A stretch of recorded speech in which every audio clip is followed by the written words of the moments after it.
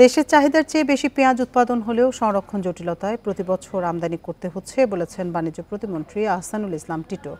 সোমবার সচিবালয়ে Bangladesh secretariat reporters forum BSRF সংলাপে তিনি বলেন, নিত্য প্রয়োজনীয় সব পণ্যের সরবরাহ স্বাভাবিক আছে। চাহিদার বিপরীতে শতভাগ উৎপাদন সত্ত্বেও চালের দামে অস্থিরতা ছিল, তবে সেই সংকট নিরসনে উদ্যোগ নেওয়া হয়েছে।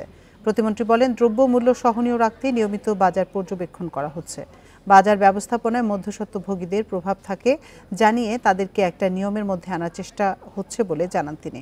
অভ্যন্তরীণ সংঘাতের কারণে 21 দিন ধরে মিয়ানমারের সাথে বন্ধ থাকা আমদানি রপ্তানি জুলাইতে চুক্তি হলে স্বাভাবিক হওয়ার আশা জানান তিনি।